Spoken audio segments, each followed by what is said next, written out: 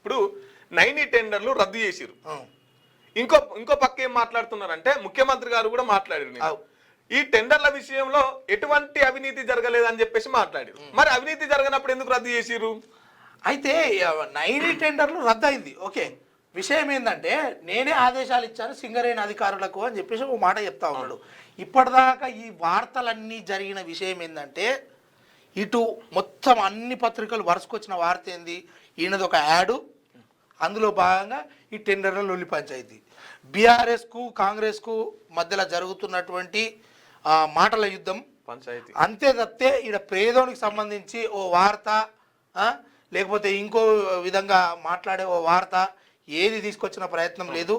ఈరోజు అయితే కొంచెం చేదు అని చెప్పుకోవాలి.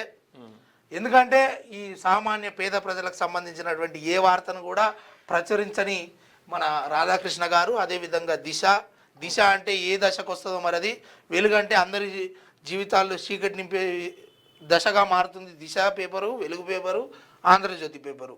మొత్తానికైతే ఏది చేసినా సామాన్య ప్రజలకు పనికొచ్చే విధంగా లేకుండా వాళ్ళ లొల్లి పంచాయతీని తీసుకొచ్చి ఈ ప్రజల మధ్య చర్చ పెట్టి నేనైతే పోతున్నా మీరైతే జాగ్రత్త, నా మీద ఏమైనా లొల్లి కుట్రలు కుతంత్రాలు చేసారని ఆయన చెప్తుండు, దిమ్మెలు కూడా కొట్టుమని ఈయన చెప్తుండు, కూల కొడితే ఊరుకునేది లేదని ఆయన అంటుండు. ఇంతకు మించి ప్రజలకు ఏమైనా ఉపయోగపడే వార్త వచ్చిందా? మొదటి రోజు మీరు ఏమైనా ప్రజల గురించి చెప్పుదాం అనుకుంటే అదే వార్త గోసనే ఇట్లా కొంత ఉందిగా.